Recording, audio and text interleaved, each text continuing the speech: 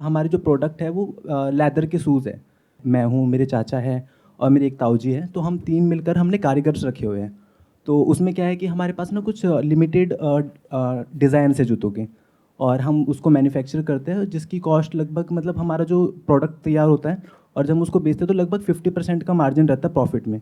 मतलब जितने का हमारा प्रोडक्ट तैयार हो उससे हम 50% आराम से कमा लेते हैं। मेन का फुटवेयर है, विमेन का है? Only mains. तो सर अभी हमारे साथ हमारी मतलब प्रॉब्लम क्या है कि जो हमारी मार्केट है वो सिर्फ एक जैसे छोटी सिटी हो गई, वहाँ पर जो मेन मार्केट हो गई, हमने वहाँ पर दुकान डाली हुई है। हम वहाँ पर जितनी भी उस एरिया के जितने भी बंदे हैं हम उन सबको कवर कर लेते हैं, उनको अपने प्रोडक्ट सेल कर दे रहे हैं। लेकिन मैं चाह रहा हूँ कि हमारी जो मार्केट है वो और भी ज़्यादा एक्सपेंड करे, हम ऑनलाइन भी जाए। अब ऑनलाइन जाने में एक प्रॉब्लम ये है कि ऑलरेडी जो फुटवेयर इंडस्ट्री है वो बहुत बड़ी है, और मतलब बहुत अच्छे अच्छे ब्रांड्स भी। अगर आपको भी कोई मतलब फुटवेयर खरीदना है तो आप बड़े प्रोडक्ट को प्रेफरेंस करके, बड़ी जिसका नाम है ऑब्वियसली। तो अब हमारे साथ ये दिक्कत है कि अगर हम उसको ऑनलाइन उतार रहे हैं तो उसमें कॉस्टिंग भी ज़्यादा आ रही है, और अगर वो प्रोडक्ट हमारा महंगा हो जा रहा है तो फिर उसको कोई कस्टमर हमारे जूते को क्यों प्रेफर करेगा, क्योंकि अगर उसको उतनी ही रेंज में अगर कोई खरीदना है तो वो क्यों ना एक ब्रांड का खरीदें। अभी आपका काम कैसा चल रहा है? कितनी शॉप्स हैं आपकी और आपकी फैमिली की? एक मेरी है, चाचा की इंडिविजुअल है, और एक ताऊ जी है उनकी है। कितने कारीगर रखे हुए हैं आपने? सर जो जूती के लिए उसमें 2 कारीगर है और जूती के लिए सिर्फ एक है। टोटल 3 कारीगर हैं। जी। और इन शॉप्स पे कितना स्टाफ होगा और कितने आप लोग, सब आप वहीं बैठते होंगे? हम ही इंडिविजुअली संभालते हैं सभी। अच्छा, जैसे आप लोग ही चाचा की संभालते है हो? तो चाचा संभाल रहे हैं, हमारी है तो हम संभाल रहे हैं, और ताऊ जी की तो वो संभाल कोई रहे हैं। स्टाफ नहीं रखा हुआ है नहीं, अभी? अभी कोई अच्छा, staff तो छोटे लेवल पे है। बिल्कुल बहुत छोटे लेवल पे। और वहाँ पे कितनी वैरायटी होगी, मतलब कितने तरह के जूते रखते हो आप? सर जूते तो हमारे पास, मतलब हम डिज़ाइन का उसमें फ़र्क होता है। जैसे कि अब हम कोई जूता मैन्युफैक्चर कर रहे हैं तो हमारे पास उसकी डाई होती है और एक फर्मा होता है जिस पे पूरे जूते का डिज़ाइन बनता है। तो वो जो फर्मा बनाना या फिर डिज़ाइन तय करना है ना, वो काफ़ी ज़्यादा कॉस्टली होता है, और फिर उसके लिए हमारी उस तरह की ना क्रिएटिव थिंकिंग होनी चाहिए कि हम जूते का डिज़ाइन दे पाए।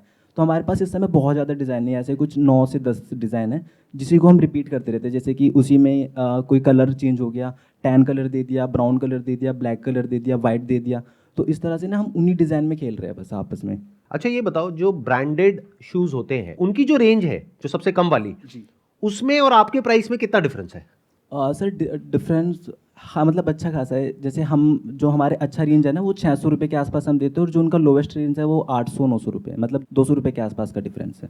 मतलब आप कह रहे हैं कि जो ब्रांडेड है, जो अच्छे ब्रांड्स जी। हैं, उनका जो लोएस्ट रेंज है वो 800-900 रुपए है, तो आपकी वही चीज 600 रुपए में है, जी। जिसकी कॉस्ट आपको 300 रुपए आ रही है। हाँ, राइट? बल्कि उससे भी कम आ रही है। और हमारे जो प्रोडक्ट है ना सर, जैसे हमें फीडबैक मिलते हैं हमारे कस्टमर से, जो एक बार लेकर चला गया तो वो 1 साल बाद आ रहा है। जो आप कर रहे हो ये बहुत इंटरेस्टिंग है, इसमें बहुत ज़्यादा पोटेंशियल है, आपको इसमें एक्सपीरियंस भी है, आपका फैमिली बैकग्राउंड भी है।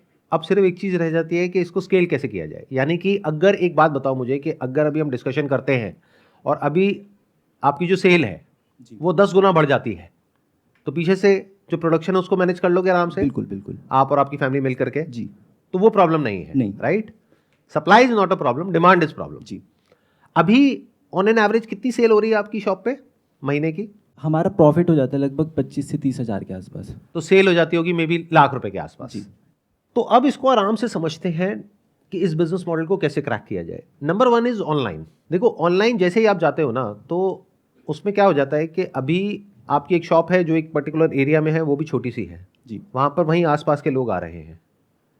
The moment you go online, तो एक तरीके से ये मान लो कि वो छोटी सी दुकान आपकी खुल गई एक बहुत बड़े मॉल में, और वहां पर डेली के लाखों लोग आ रहे हैं। अब आप कहोगे कि वहां पे कंपटीशन है, विच इज अ फैक्ट कि भाई बहुत कंपटीशन है ऑनलाइन में। उसके बावजूद भी बहुत सारे लोग हैं जो ऑनलाइन में बहुत पैसा कमा रहे हैं, और बहुत सारे हैं जो ऑनलाइन में अपना स्टोर खोलते हैं मार्केट प्लेसेस में और वो बंद हो जाता है, नहीं कर पाते हैं। मतलब वहां भी जो सक्सेस रेशियो है दैट इज 90-10। 90% ज्यादा टाइम तक सर्वाइव नहीं कर पाते हैं, 10% ही कुछ बड़ा कर पाते हैं, और उस 10% में से भी 1-2% होते हैं जो कुछ बहुत बड़ा कर पाते हैं। अब वो कैसे किया जाए? देखो, ध्यान से समझो।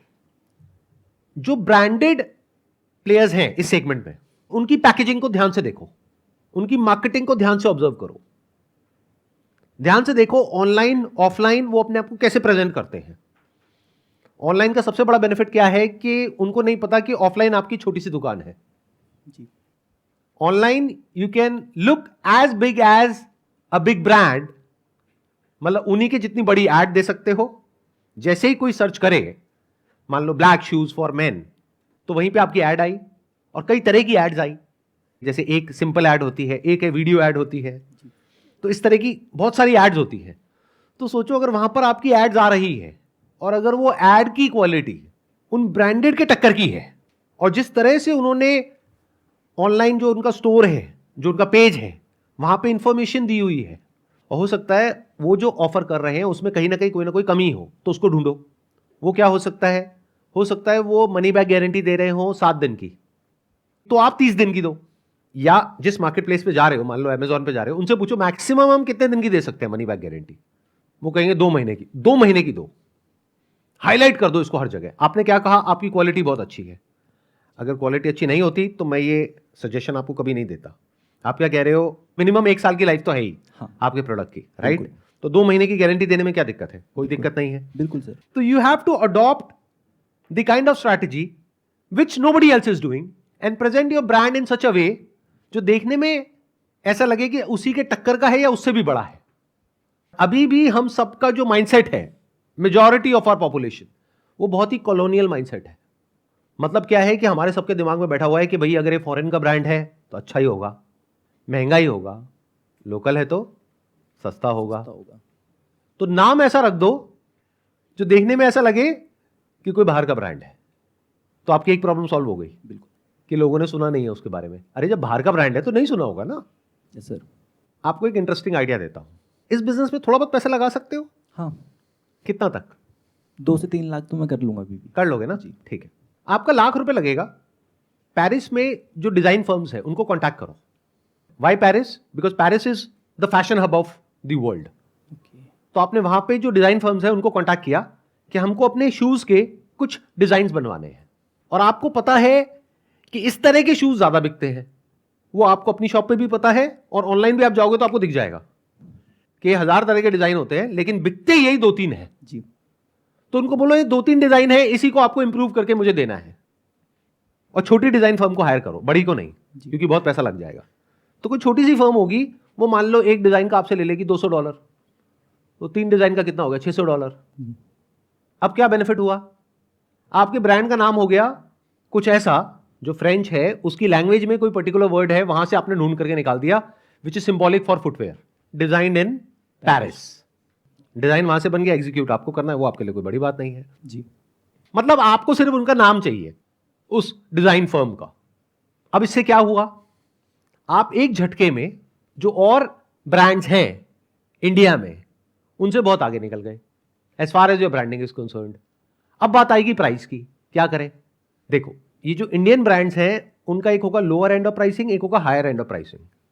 ना आप हायर की तरफ जाओ ना लोअर की तरफ जाओ, बीच में कहीं पे चले जाओ। यानी सस्ता बेचना इज नॉट अ सोल्यूशन। हम लोग क्या गड़बड़ करते हैं? हमें ये लगता है कि अच्छा ऑनलाइन जो अनब्रांडेड है वो बिक रहा है ₹600 का, ब्रांडेड बिक रहा है ₹800 का, तो मैं बेचूंगा ₹500 का।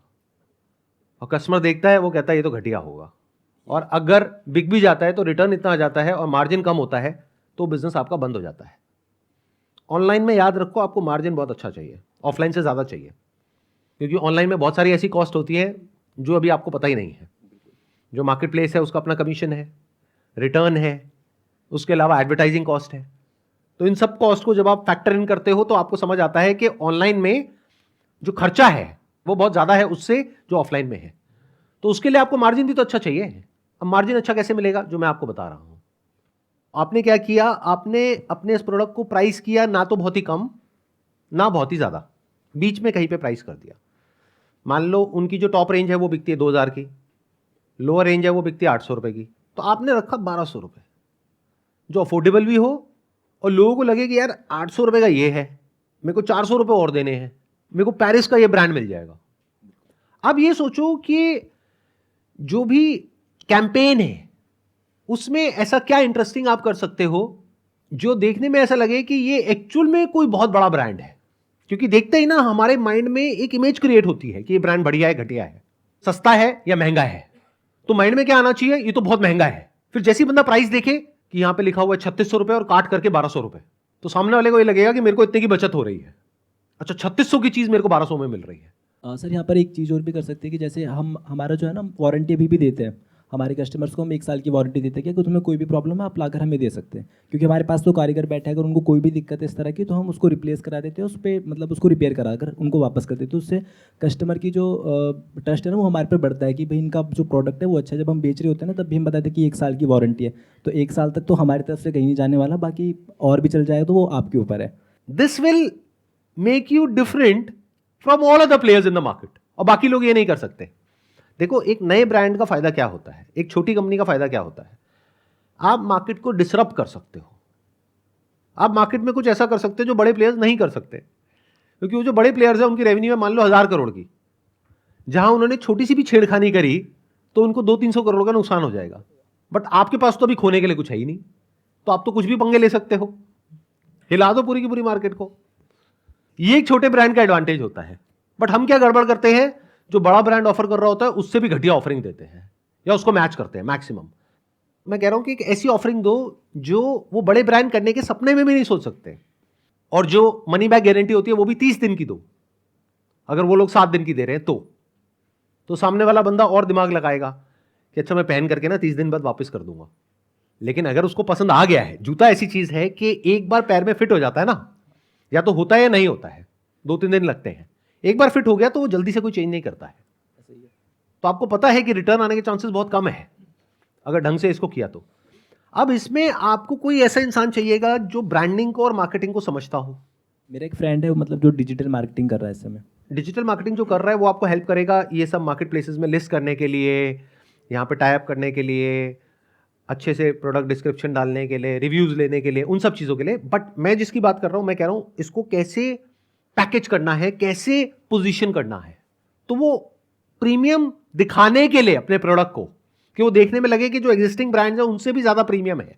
उसके लिए आपके पास में 2 ऑप्शंस है। एक तो ये कि कोई ऐसी डिज़ाइन फर्म को हायर करो जो बहुत बड़ी ना हो, लेकिन वो जो बंदा है उसने बड़ी बड़ी डिज़ाइन एजेंसीज में काम किया हो, तो वो आपसे लेंगे मान लो 20-30 हज़ार रुपये, 50 हज़ार रुपये। अब ये सुनने में आपको बहुत बड़ा लगेगा, आप कहोगे 50 हज़ार रुपये पैकेज का डिज़ाइन बनाने का, मतलब पैकेज का नहीं, जो डब्बा है उसकी कॉस्ट तो अलग है, सिर्फ डब्बे का डिज़ाइन बनाने का, लोगो बनाने का, मान लो वो 1 लाख रुपए आपसे ले रहा है, और आप और आपके जो फैमिली मेंबर्स है वो सब क्या कहेंगे कि ये तो बहुत महंगा है, लाख रुपए उसको देने की क्या जरूरत है, वो हमारे पड़ोस में बैठा है ना प्रिंटर, वो 2000 रुपए में कर देगा ये सारा काम, उसी से करा लो। तो आप समझे क्या गड़बड़ हुई। आप ये नहीं समझ पाए कि ये एक इन्वेस्टमेंट है, ये कॉस्ट नहीं है। कॉस्ट में और इन्वेस्टमेंट में फर्क होता है। Packaging is not different from product. Product तो ऑनलाइन से उनके घर में बाद में पहुंचेगा, बाद में उनको समझ आएगा। अरे परसेप्शन तो पहले ही बन जाएगा देख करके, and based upon that perception या तो वो रिटर्न करेंगे या नहीं करेंगे। तो आपका पूरा बिजनेस मॉडल टिका है how you present yourself, how you package the product. इसके लिए आपको कोई बढ़िया बंदा चाहिएगा, और मैं बता रहा हूं अगर वो बढ़िया बंदा होगा, देखो अगर बहुत बढ़िया होगा तो वो तो 5-10 लाख रुपए लेगा आपसे, और अगर कोई जैसे मैं बता रहा हूं कोई मिड लेवल का बंदा हो लेकिन उसका काम ऐसा हो जो आपको देख करके समझ आ रहा है कि हाँ एक बड़े ब्रांड वाली फील आ रही है, तो वो ₹1,00,000 में इस काम को कर देगा। समझ गए। तो ये ₹1,00,000 को कॉस्ट मत समझ लेना, ये most important part of the business है। इसी वजह से लोग कुछ बड़ा नहीं कर पाते हैं, क्योंकि वो खुद करते हैं। ये बहुत बड़ा सीक्रेट है जो मैं आप लोगों को बता रहा हूं। बिना किसी ब्रांड का नाम लिए मैं आपको एक बात बोल सकता हूं पूरे कॉन्फिडेंस के साथ कि जो भी ब्रांड्स आपके दिमाग में छपे हुए हैं, जैसे फॉर एग्जांपल मैं बोलता हूं ब्लूटूथ हेडफोन, तो कोई ब्रांड आता है माइंड में? आता है ना? उसकी पैकेजिंग कैसी है, उसकी ब्रांडिंग कैसी है, कैसे उसने अपने आप को पोजीशन किया हुआ है, कैसे आपके माइंड स्पेस को कैप्चर किया हुआ है, ये जो सारा खेल है ये डिजाइन का है। It is all designed. तो इस पूरी स्ट्रैटेजी को क्रैक करने के लिए आपको क्या चाहिए? एक ऐसा इंसान चाहिए जो डिजाइन को समझता हो, जिसको उसमें 5-10 साल का एक्सपीरियंस हो लेकिन अभी फ्रीलांसिंग कर रहा हो, या फिर मान लो आपके सर्कल में कोई है जो बड़ी एड एजेंसी में काम कर रहा है और वो पार्ट टाइम बेसिस पे ये कर दे आपके लिए, और वैसे ही 50-60 हज़ार रुपए ले ले। ऐसे बहुत लोग मिल जाएंगे। फिर आपको चाहिए जो प्रिंटर जो उसको एग्जीक्यूट कर सके उस डिजाइन को, वो डिजाइनर ही आपको बता देगा, या फिर आपको ढूंढना पड़ेगा कि दिल्ली एनसीआर में सबसे बढ़िया प्रिंटर्स कौन से हैं जो इस तरह की प्रिंटिंग करते हैं। तो ये हो गया पैकेजिंग का पार्ट। फिर आपको चाहिए एक ऐसा इंसान जो कि ये ऑनलाइन मार्केट प्लेसेस का जो पूरा का पूरा मॉडल है इसको अच्छे से समझते हैं, तो entrepreneurship is all about bringing things together.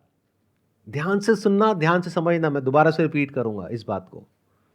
आप लोगों के माइंड में क्या गलतफहमी बैठी हुई है कि वो लोग जो बिजनेस में बहुत पैसा कमाते हैं उनमें कुछ एक्स्ट्रा ऑर्डिनरी होता है। अरे नहीं, एक्स्ट्रा ऑर्डिनरी आप में होता है, वो लोग जो जॉब करते हैं। ये बात समझ आई? Yes sir. जैसे स्टीव जॉब्स, एप्पल के को फाउंडर जो थे, उनमें खुद में कुछ भी एक्स्ट्रा ऑर्डिनरी नहीं था, बट उनको यह पता था कि जो सामने वाला इंसान है जो उनके वहां पे काम कर रहा है उसमें क्या एक्स्ट्रा ऑर्डिनरी है। तो हर डिपार्टमेंट में एक्स्ट्रा ऑर्डिनरी लोगों को साथ में कैसे लेकर के आना है, ये एक एंटरप्रेन्योर का रोल होता है। कि जो बेस्ट इंसान है उस पर्टिकुलर एस्पेक्ट ऑफ बिजनेस में, उसको कैसे हायर करना है, या तो फुल टाइम बेसिस पे अगर आप बड़े हो तो, अगर छोटे हो तो कैसे उससे काम करवाना है। बहुत सारे ऐसे एंटरप्रेन्योर्स हैं जिनको मैं जानता हूं, जिनके अंदर कोई स्किल नहीं है और वो अरबों खरबों रुपए कमा रहे हैं। क्यों? क्योंकि उनकी कंपनी में जो लोग काम करते हैं उनके अंदर वो सारी स्किल्स हैं। तो अगर एक बिजनेस को सक्सेसफुल बनाने के लिए ये 10 स्किल्स चाहिए, तो उन्हें पता है कि इन 10 स्किल्स में, ये जो अलग अलग स्किल्स है, इसमें कौन इंसान है जो बेस्ट है। तो एक तरीके से पजल के अलग अलग 10 पीसेस हो गए, उनको ला करके जोड़ दिया। This is the essence of entrepreneurship.